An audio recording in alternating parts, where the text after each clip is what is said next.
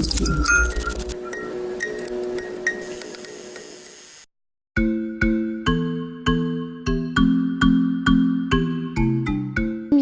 ny mivoy ny ataontsika hoe resaka fihavanana kolontsaina malagasy amin'ny alalan'le fomba fitafy zany amin'ny alalan'ny lamaody. Mampiasa ny lamba landy ohatra zany hoe lamba voatenina tanana, mety hoe lamba landy, mety lamba coton koa.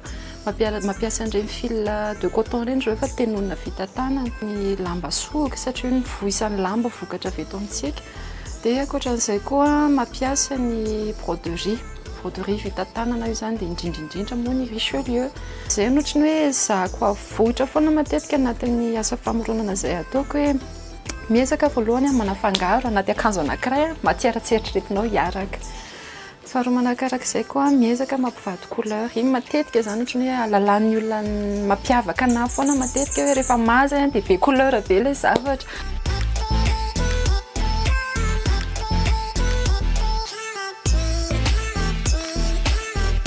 Ny création de matière dia famoronana anankiray tsy voatery hoe base-ny lamba ihany les créations de matière fa ao par exemple zao ny rary ahafantarana ny tantely Rakotoarivelo hoe lamba io afaka rarina dia afaka anaovana touche anankiray hoe mampa en valeur kokoa les silhouette na tenue anankiray. Ny eto koa anehoana an'ilay vita malagasy dia ny tantara Madagasikara ihany moa zany manomboka amin'ilay foko nisy ny orona foko 7 teto Madagasikara hatramin'ny avy aty ampovoantany ny collection La Reine Déchue mba nieritreritra zany hoe ahoana zany hoe miala eo amin'ny lapany zany hita anatin'ny touche na création izay zavatra izay hoe mahagasy ny gasy amin'ny alalan'ny zavatra culturale amin'ny fomba fiakanjo efa tranainy fa averina modernisena amin'izao fotoana izao.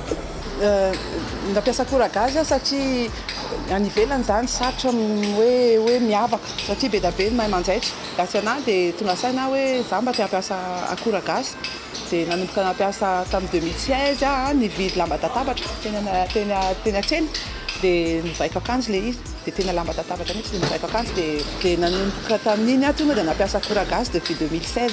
Ma collection ray koa Tsodrany ça veut dire bénédiction dia nampiasa lamba mena sy tia satria ilay Tsodrany zany avy any amin'ny razana dia rehefa manao famadihana moa tsika gasy dia ireo akora roa no ampiasaitsika.